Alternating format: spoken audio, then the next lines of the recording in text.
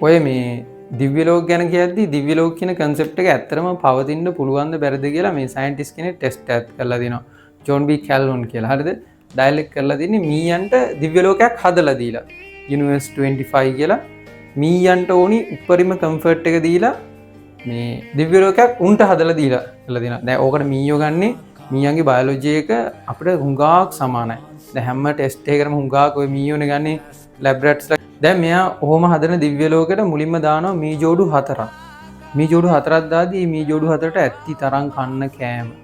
ඇත්ති කියන්නේ උන්ට කිසිම ජීවන අරගලයක යෙදෙන්න ඕනේ නැහැ. විලෝපිකයන්ගෙන් බේරෙන්න, ගැරන්ඩින්ගෙන් මීයන්ගෙන් මුකුත් නැහැ. අඩුම තරමේ ඒ කියන්නේ ඒක ඇතුළේ ටෙම්පරේචර් එක ඉඳන් මේන්ටේන් කරන උන්ට මීයන්ට උපරිම සැපක් වෙන ටෙම්පරේචර් එකක් දාලා ඒ කියන්නේ උන්ගේ බොඩි එකට ගානට ගැලපෙන ටෙම්පරේචර් එකක් දාලා ඔහොම ඇන්ටිබයොටික්ස් දීලා උන්ගේ සෞඛ්‍යයත් ඔක්කොම මේන්ටේන් කරලා තනිකර උන්ට දිව්‍ය ලෝකයක් හදනවා. ඒකේ නම දැන් මේ යුනිවර්ස් 25. මම ඉස්සෙල්ලත් කිව්වේ මේ ඕක හදලා ඉවරලා අසීමිත ලෙස ඒක ඉන්න මීයන්ට කරන්න තියෙන්නේ කන්නයි, රීප්‍රොඩක්ෂන් කරන්නයි, නිදා ගන්නයි.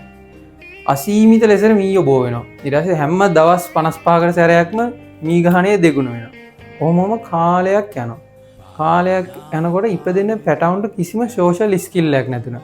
ඇයි මේගොල්ලන්ට කොයි වෙලාවක පුරුදු නැණි ජීවන අර්ගලයකදීලා කෑම හොයන්න මහන්සි වෙන්න ඕනේ නැහැ, සහකාරියක් හොයාගන්න ගේමක් දෙන්න ඕනේ නැහැ නේද?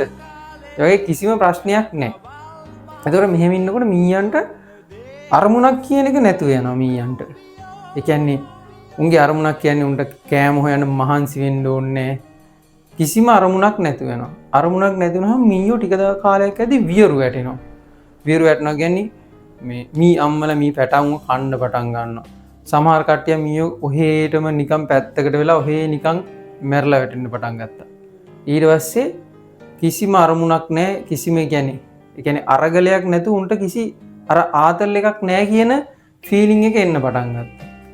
අන්තිම මීයා දින 600ක් ඇද්දි අන්තිම මී පැටියක් දිවි වෙනවා. එතනින් පස්සේ කිසිම මී උපතක් වෙන්නේ නැහැ. මොකද අලුතෙන් ඉපදෙන මී පැටවු දන්නේ ආදරය කරන්නේ පැටවු හදන්නේ කොහොමද කියන ඒ මුකුත් දන්නේ.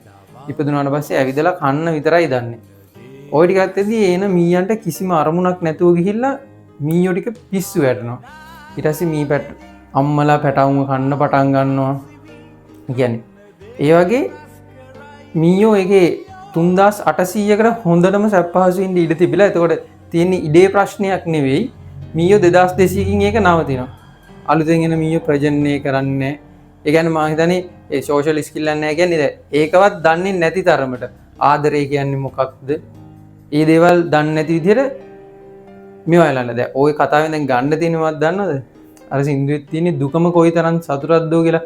අර මේ විදින කට්ට ඇතුලේ විදින අරගලයේ ඇතුලේ තමයි අපිට ආතල් එක තියෙන්නේ. කිසිම අරගලයක් නැත්තම් අරමුණක් නැත්තම් අර මීයන්ට වගේ පවතින්නේ නැහැ. ඒක තමයි එයා කියන්නේ දැන් දිව්‍ය ලෝකයක් තිබ්බත් මේ වෙද්දි පවතින්න බෑ කියලා. අරමුණක් නැති අරගලයක් නැති තැනක ලොකු ආතල් එකක් නැහැ. දැන් ඔයගොල්ලෝ එක්සෑම් එකක් වුණත් ලියනකොට පාඩම් කරලා අර කොහොමද ඒක පාස් වුණාමනේ ගැම්ම තියෙන්නේ. නේද? හැමදේම තියෙන තැනක මං හිතන්නේ ඇත්තට මේක නෑ ඒක පවතින විදිහක් නෑ. දැන් ඔය ටෙස්ට් එකට මේ මීයෝ ගන්නේ මීයන්ගේ බයොලොජි එකත් අපිට හුඟක් සමානයිනේ. අහලා තියෙනවා ඉතින් ලැබ් මීයෝ කියන්නේ හැම එකටම ගන්න උන්නේ. මේ ඔගෙන් අර ගන්න තියෙන එක තමයි දුකම කොයිතරම් සතුටක්ද ආන් ඒ වගේ මේ විදින කට්ට තමයි ආතල් එක් කරගන්න ඕනේ. මීයන්ට උනා වගේ. හැමදේම තිබ්බම අර ලේසි නෑ.